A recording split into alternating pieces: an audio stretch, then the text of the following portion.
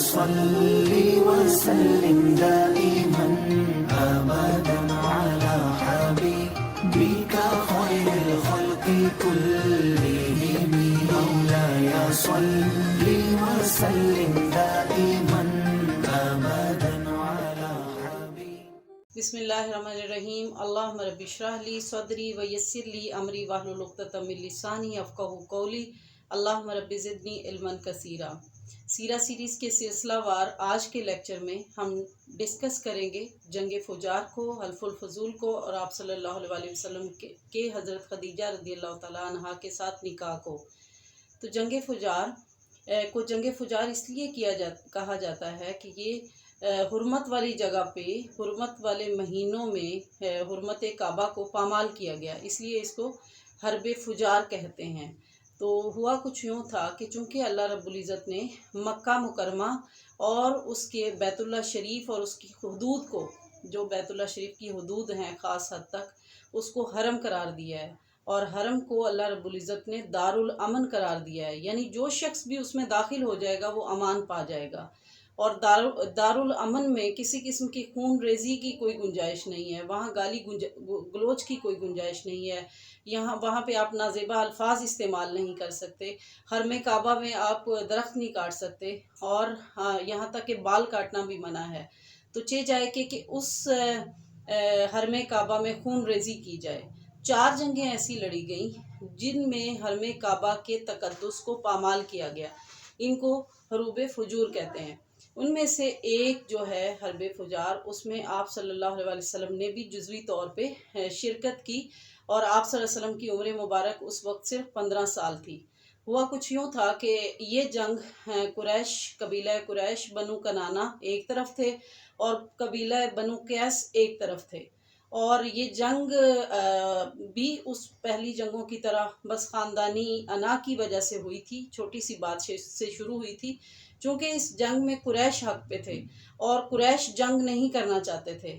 اور جب بنو قیس نے ان پہ حملہ کیا، یعنی پہلے قریش نے حملہ نہیں کیا، بنو قیس نے ان پہ حملہ کیا، تو بنو قیس نے جب ان پہ حملہ کیا تو وہ حرم کعبہ میں داخل ہو گئے کہ شاید دشمن حرم کعبہ کا لحاظ کرے گا اور ان پہ حملہ نہیں کرے گا، مگر طاقت کے نشے میں چور قبیلہ قیس نے حدود کعبہ کے تقدس کو پامال کیا اور قریش پہ حملہ کیا، اور قریش کے نوجوانوں کو چن چن کے ذبح کیا۔ اس پہ قتل و غارت گری کا ایک بازار گرم ہو گیا اور درندگی کا ایک سلسلہ شروع ہو گیا جو کئی روز تک جاری رہا۔ جنگ کے آخری دن جنگ کی کمان آپ کے چچا حضرت زبیر بن عبد المطلب نے سنبھالی۔ تو چونکہ یہ خاندانی انا کا مسئلہ تھا، خاندانی عزت و وقار کا مسئلہ تھا، اس لیے انہوں نے خاندان کے ہر فرد کو یہ ہدایت کی کہ وہ جنگ میں حصہ لے۔ تو آپ صلی اللہ علیہ وسلم کو وہ مسلسل نوٹ کر رہے تھے کہ آپ نے شروع کے دن سے لے کر کبھی بھی جنگ میں شرکت نہیں کی تھی، تو انہوں نے آپ کے لیے بھی نصیحت کی کہ آپ کو کہا جائے کہ آپ جنگ میں شامل ہوں۔ اس جنگ میں آپ شامل ہوئے جزوی طور پہ، مگر آپ نے اس میں بنفس نفیس لڑائی نہیں کی۔ ابن حشام کی روایت ہے کہ آپ صلی اللہ علیہ وسلم فرماتے ہیں کہ میں اپنے چچاؤں کے کہنے پہ، ان کے مجبور کرنے پہ اس جنگ میں شامل ہوا، اور میں اپنے چچاؤں کو تیر تھماتا تھا۔ چونکہ اللہ رب العزت کا پیغمبر کسی خاندانی انا کے لیے جنگ نہیں کرتا، خاندانی وقار کے لیے جنگ نہیں کرتا، بلکہ اس کی جنگ تو اللہ کے دین کی سربلندی کے لیے ہوتی ہے۔ تو اس لیے آپ نے اس جنگ میں اس حد تک شرکت کی تھی، وہ بھی اپنے چچاؤں کے کہنے پہ۔ اس جنگ کے بعد اتنی خون ریزی ہوئی کہ قریش کے بہت سارے لوگ اور سرداران مکہ یہ سوچنے پہ مجبور ہو گئے کہ اس خون ریزی کے بازار کو کسی نہ کسی طرح بند ہونا چاہیے، اور کوئی ایسا معاہدہ ہونا چاہیے جس سے مکہ میں امن بحال ہو جائے۔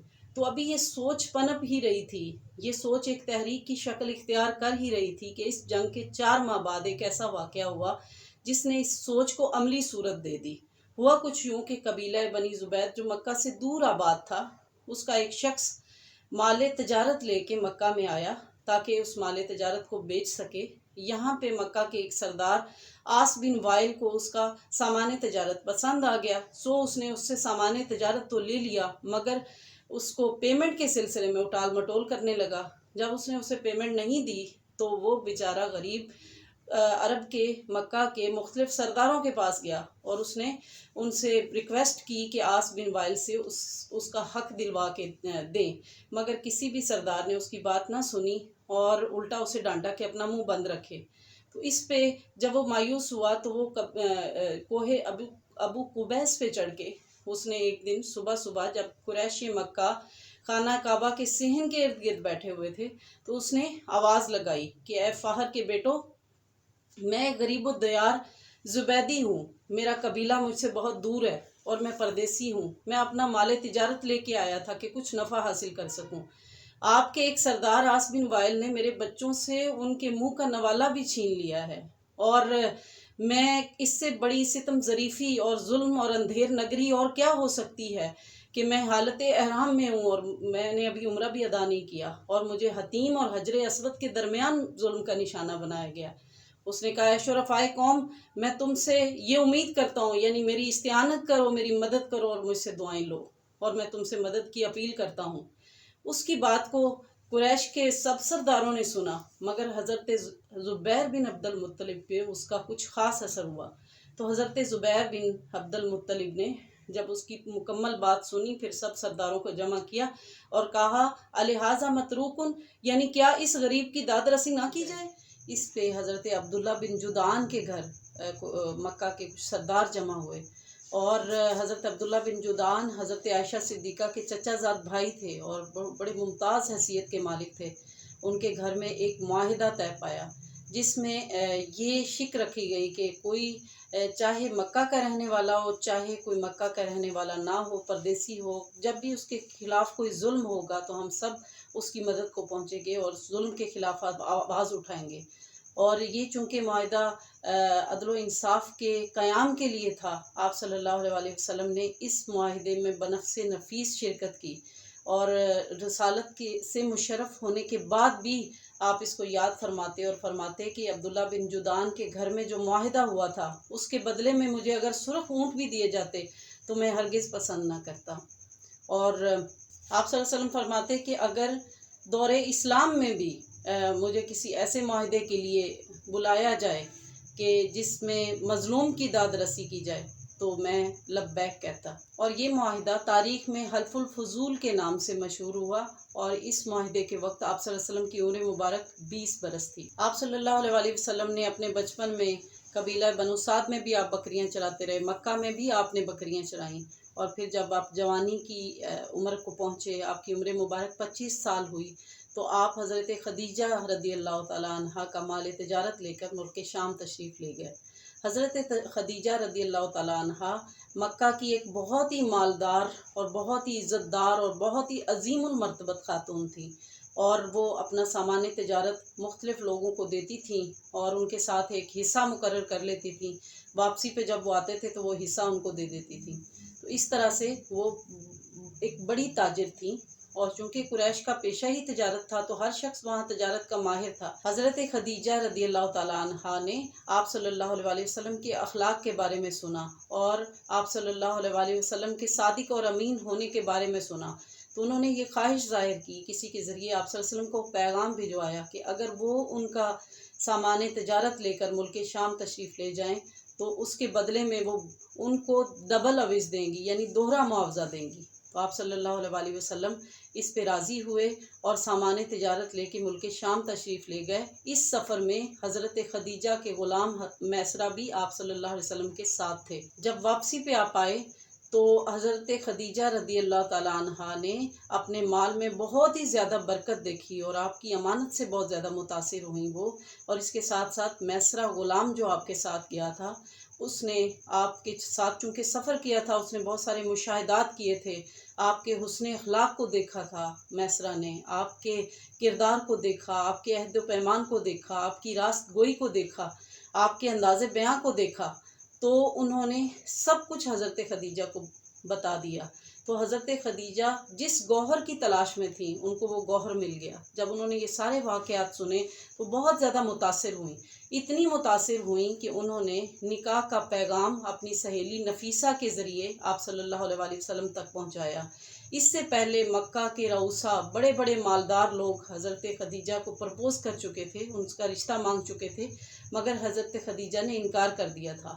تو اب حضرت خدیجہ نے اپنی سہیلی نفیسہ کے ذریعے جب آپ صلی اللہ علیہ وسلم تک نکاح کا پیغام بھجوایا تو آپ صلی اللہ علیہ وسلم نے اپنے چچاؤں سے مشورہ کیا، خاص طور پہ اپنے چچا حضرت ابو طالب سے مشورہ کیا۔ تو آپ کے چچاؤں نے حضرت خدیجہ کے چچا سے رشتے کی بات کی، تو اس طرح سے یہ رشتہ طے ہوا اور اس کے بعد شادی ہو گئی۔ اور نکاح میں یہ تقریب بڑی پروقار تھی آپ صلی اللہ علیہ وسلم کے نکاح کی، اور اس میں رؤسائے قریش بھی تھے، بنی ہاشم بھی تھے، اور اس کے علاوہ رؤسائے مضر بھی اس دعوت میں شریک ہوئے تھے۔ یہ ملک شام سے واپسی کے تقریباً 2 ماہ بعد کی بات ہے۔ آپ صلی اللہ علیہ وسلم نے حضرت خدیجہ الکبریٰ کو مہر کے طور پہ 20 اونٹ دیے، اور اس وقت حضرت خدیجہ کی عمر مبارک 40 سال تھی، جبکہ آپ صلی اللہ علیہ وسلم کی عمر مبارک صرف 25 سال تھی۔ اور یہ پہلا نکاح تھا آپ صلی اللہ علیہ وسلم کی زندگی کا، اور آپ صلی اللہ علیہ وسلم نے حضرت خدیجہ کے ساتھ رہتے ہوئے ان کے ساتھ جب نکاح کیا تو ان کی زندگی میں کسی اور خاتون سے نکاح نہیں کیا سوائے حضرت ابراہیم کے۔ آپ صلی اللہ علیہ وسلم کی ساری اولاد حضرت خدیجہ سے تھی۔ حضرت ابراہیم صرف ماریہ قبطیہ کے بطن سے تھے۔ سب سے پہلے حضرت قاسم پیدا ہوئے، جس کی وجہ سے آپ صلی اللہ علیہ وسلم ابو القاسم مشہور ہوئے، یعنی آپ کی کنیت ابو القاسم پڑ گئی۔ اس کے بعد حضرت زینب پیدا ہوئیں، پھر حضرت رقیہ پیدا ہوئیں، پھر حضرت ام کلثوم، اور پھر فاطمۃ الزہرا پیدا ہوئیں۔ ان کے بعد حضرت عبداللہ پیدا ہوئے، جن کا لقب طیب بھی تھا اور طاہر بھی تھا۔ تو آپ کے سارے بیٹے بچپن میں ہی وصال کر گئے تھے، جبکہ آپ کی ساری بیٹیوں نے اسلام کا زمانہ دیکھا، وہ مشرف باسلام ہوئیں، اور پھر انہوں نے ہجرت بھی کی۔ حضرت فاطمۃ الزہرا کے علاوہ آپ کی تینوں بیٹیوں کا انتقال آپ کی عمر مبارک کے دوران ہوا، اور حضرت فاطمۃ الزہرا کا انتقال آپ صلی اللہ علیہ وسلم کے وصال کے 6 ماہ بعد ہوا۔ آج کے لیکچرز کے کوسچنز میں آپ کے ساتھ شیئر کر دوں۔ اللہ تعالیٰ نے کس جگہ کو دارالامن قرار دیا ہے؟ جنگ فجار سے کیا مراد ہے؟ جنگ فجار کے وقت آپ صلی اللہ علیہ وسلم کی عمر مبارک کیا تھی؟ جنگ فجار کن قبیلوں کے درمیان ہوئی تھی؟ حلف الفضول سے کیا مراد ہے؟ حلف الفضول میں شرکت کے وقت آپ صلی اللہ علیہ وسلم کی عمر مبارک کیا تھی؟ آپ صلی اللہ علیہ وسلم حضرت خدیجہ الکبریٰ کا مال لے کر کہاں گئے تھے؟ حضرت خدیجہ رضی اللہ تعالی عنہا کا جو غلام آپ کے ساتھ تھا اس کا نام بتائیں۔ حضرت خدیجہ نے کس کے ذریعے آپ صلی اللہ علیہ وسلم کو پیغام میں نکاح بھیجا؟ آپ صلی اللہ علیہ وسلم کے بیٹوں کے نام بتائیں۔ آپ صلی اللہ علیہ وسلم نے حضرت خدیجہ کو بطور مہر کیا دیا؟ آپ صلی اللہ علیہ وسلم کی بیٹیوں کے نام بتائیں۔ حضرت فاطمۃ الزہرا کا وصال آپ صلی اللہ علیہ وسلم کے وصال کے کتنے عرصے بعد ہوا؟ اپنا اور اپنے ساتھ رہنے والوں کا بہت خیال رکھیے گا۔ اللہ حافظ۔ مولاي صل وسلم دائما أبدا على حبيبك خير الخلق كلهم مولاي صل وسلم